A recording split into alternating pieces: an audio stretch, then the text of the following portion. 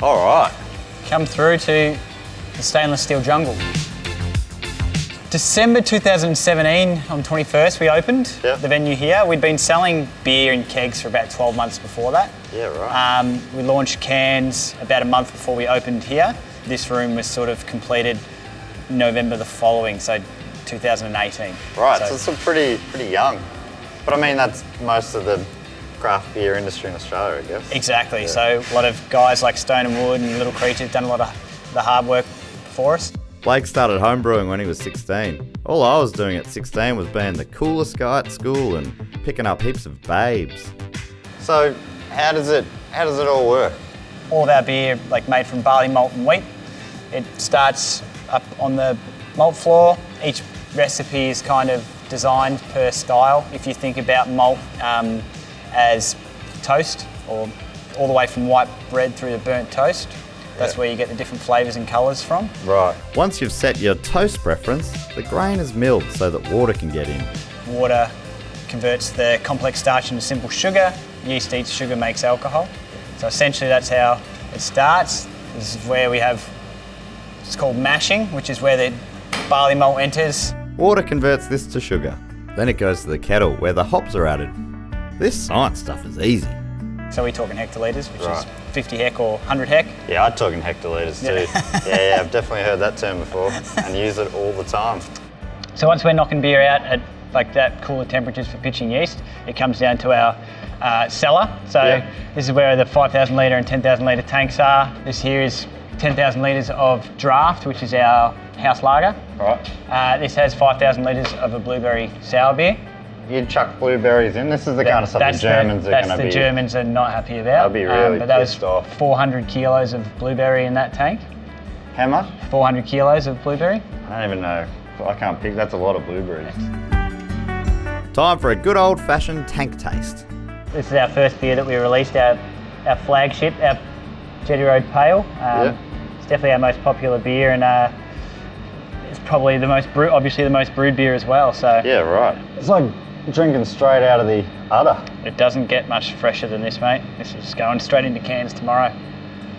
I'm a bit of a beer glass snob. This is pretty much the only glass that I drink out of. Right. And what's the idea? The taper at the top helps to hold the aroma. Right. So it just keeps it, smelling fresher longer. Yep. So you probably get a little bit of sort of passion fruit, kind of tropical notes. Geez, you got a strong core or something. My knees are about to give way there. I've been down at tanks to drink a lot, so yeah, right. Practice. How much of your day is drinking beer?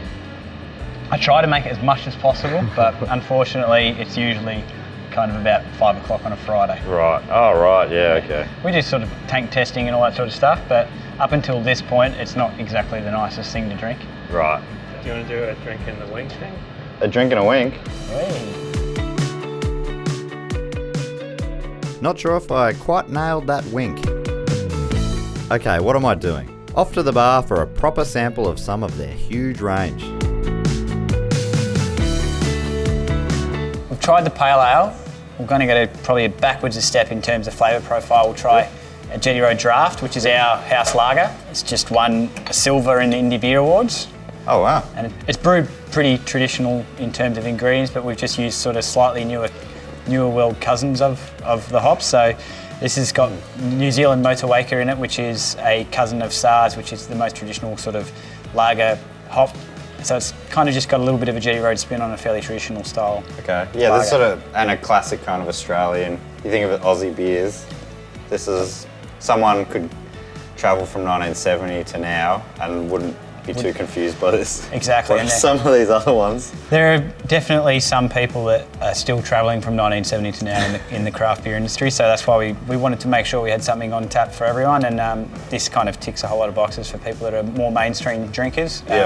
And this is personally my lawnmower beer, so once I finish mowing the lawn, or a particularly hard day at work, I like to sort of knock back one of these. Yeah, right. I love the idea of having a special beer for lawn mowing. Our next beer actually won a gold medal in the International Beer Awards. Oh, hello. Which is our IPA, and probably my favourite beer to drink. Sunset on Tap. It's kind of what I was thinking about when we wrote this beer. Like, last one was for mowing the lawn. This one is for sitting there watching the sunset. On the deck. Yeah, it's quite nice. Tropical fruit aroma. Yeah. It's still got a fairly lean malt base, but unlike pale ale, there's a little bit more of that character there for a bit of sweetness, a bit of and then it carries through for that little bit of extra bitterness that's true to style for an IPA. What is that fruit that I'm tasting? It's sort of like It's almost like passion fruit. guava and melon sort of stuff. That's what I was meaning. in my head, I'm like, don't have a guess. You'll get it wrong. If you taste passion fruit, then that's what. But it is guava. As soon as you said it. Damn it. Oh, guava. Should have known. Damn.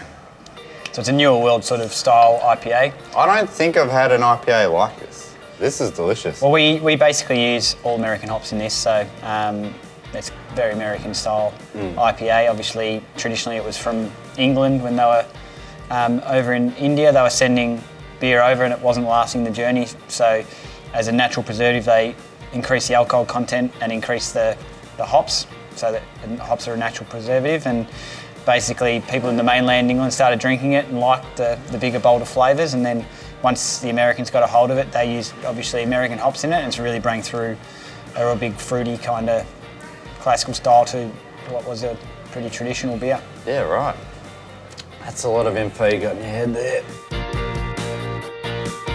I'm gonna be by the end of these. I'll be napping in about an hour and a half, I reckon.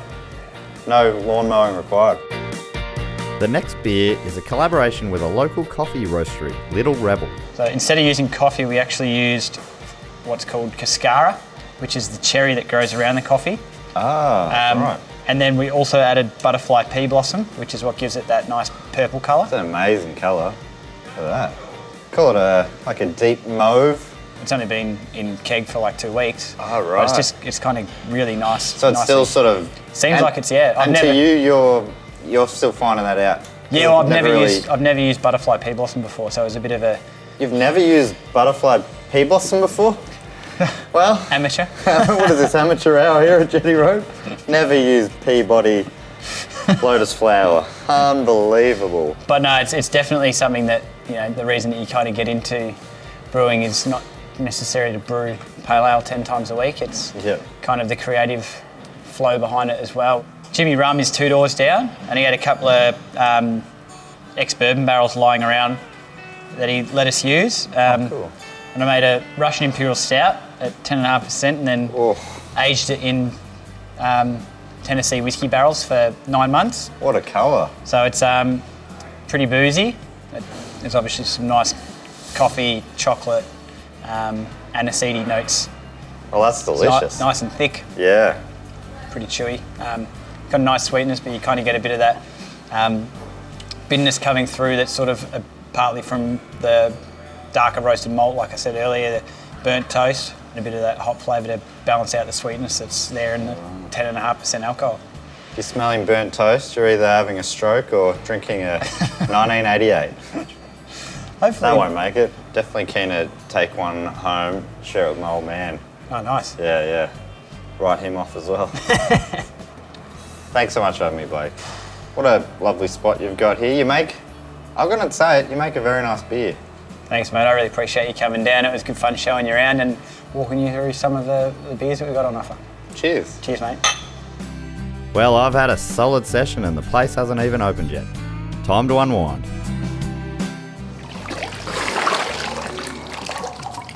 What a cracking day down at the Jetty Road Brewery. Can't wait to catch you next time. Here on the Beer Pioneer. Gee, I really nailed that outro. Turns out these piece-to-camera bits are really easy for me. I must be a natural. Good thing there's plenty more episodes to come after this one. More chances for people at home to see me at work. It's the Beer Pioneer. Oh, yes, he is.